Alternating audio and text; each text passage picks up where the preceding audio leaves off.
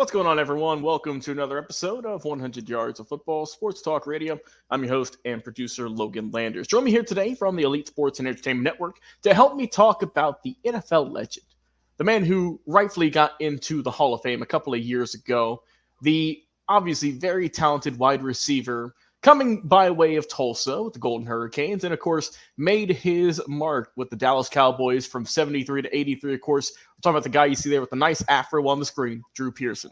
Help me discuss him and just kind of take a deep dive into his career and his life in football. Is a lifelong Cowboys fan and my good buddy, as I mentioned, Jay McLaughlin. So Jay, how are you doing today, my friend? And talk to me about Drew Pearson. What did you learn about him doing your research? Yeah, so let's talk about Andrew Russell Pearson, number 88, the original number 88 of all time. Of course, Michael Irvin went on to take that number, and now CeeDee Lamb has Des Bryant had it. Yep. But the original one, though, is Mr. Clutch himself, Drew Pearson. Drew stood about, 6 foot, maybe $184. He did get put in the Hall of Fame. Finally, it took him a little bit, but he finally got in there in 2021. Kind of an interesting guy. He went undrafted in 1973, Logan, and then he became the Cowboys wide receiver from 1973 to 1983. Mm-hmm. And then after he retired from football in 83, he went on to become the wide receiver coach for the Cowboys in 1985. He also, from there, went on to play for the Dallas Texans but he was the head coach of the Dallas Texans in the Arena Football League in 1991. So he had a little bit of a progression there. Now I think he is still in the executive levels at some level with other franchises. I think in the USFL now, Logan, or one of those. I think he's up in those levels. I was reading. But, he was Super Bowl 12 champion, so he did get him a Super Bowl. He was in quite a few actual Super Bowls. I think it was like 3 or 4 Super Bowls he was in, but he only got one, and that was in Super Bowl 12.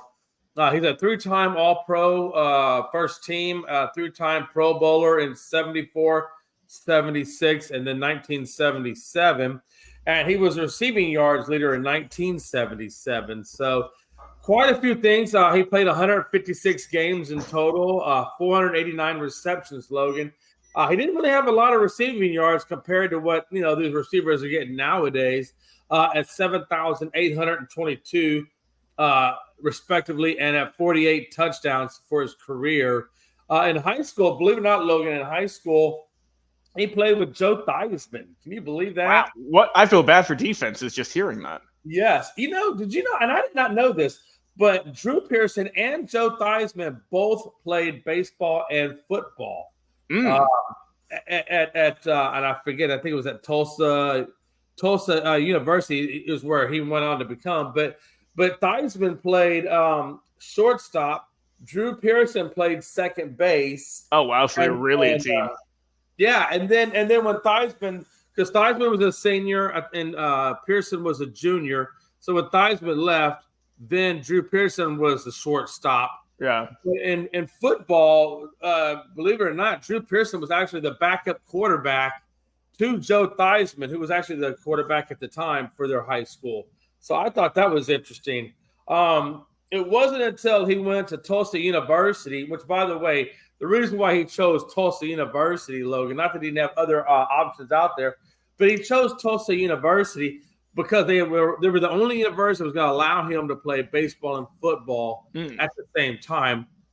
And that would continue that way up until a point where Tulsa University said, hey, Drew, we want you to actually participate in spring football. And when that happened, obviously his baseball career came to an end in college because of that. So, so again, he wanted to play both, but they eventually said, no, Drew, you're going to play baseball, you're going to play football, but you're not going to do both.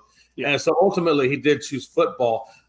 Again, he was at the receiving end of that Hail Mary pass that became the Hail Mary pass over Minnesota in the 1975 NFC playoffs. So Drew Pearson was on the receiving end of that. He signed with the Cowboys. Believe it or not, Logan, this is how cheap it was back then. Back then, he signed a whopping $14,500 base salary, and he got a $150 signing bonus. Now, believe it or not, Logan, he asked for the $150 signing bonus all up front in cash. You know why? Why is that? Because he needed food, and he needed groceries, and he needed gas to get back to his apartment where he was attending school. So, kind of interesting. $14,500 plus $150 signing bonus is cheap by today's standards. But if you look in Dallas, at Dallas Airport, he actually does have a restaurant and a couple other ventures that he's into. But yeah, Drew Pearson, man, one of the best Cowboys there is. He is in the Ring of Honor, and yeah, that's Drew Pearson's life. Yeah, and like you said, it's a guy who, for the longest, didn't really get a whole lot of respect. We mentioned it took him until 2021 to get into the Pro Football Hall of Fame. When you know how whenever the NFL announces teams of the decade and whatnot, so Pearson was on the team of the decade in the 70s, but at the time that was released, he was the only player to not be in the Hall of Fame at that time. Right. Thankfully, they kind of resurrected that wrong and ended up getting him in 21, because you mentioned the play with Staubach and the Hail Mary catch, right?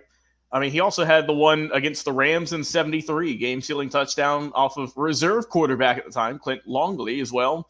I mean, the one in 74, Thanksgiving, all three of those games, or excuse me, all three of those plays that he made, as you mentioned, his nickname was Mr. Clutch.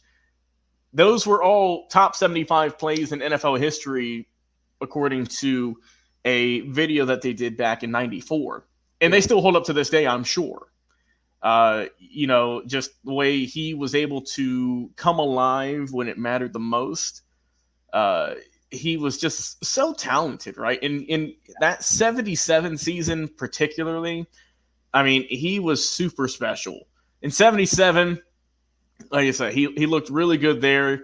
Played in 14 games at the time, 48 catches, 870, 2 touchdowns. But he had some good years there also. 74 was a good year, got over 1,000 yards. And also, let's not forget this too, that when you look at guys who played in the 60s, 70s, and I would say 80s also, their numbers in terms of wide receivers aren't going to be as eye-popping as you see today. Because, as you know, Jay, as you watched it, the league was very much run-heavy as opposed to pass-heavy. It's really only become a pass-heavy league in the last 10 plus, maybe you could even say 20 years, give or take. And that's why you see multiple players getting 1,000-yard seasons, sometimes even on the same team.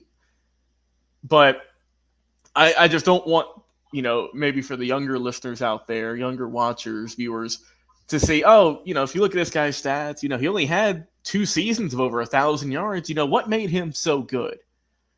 And sometimes, while stats are tremendous and they help us out doing research and they're a great tool, you have to take other factors into how they got those. As we said, it was a very run-dominant league back in the 70s. Oh, my God, he had so many bruisers back then. And passing was kind of an afterthought in a sense of that was the second fiddle, not the first choice.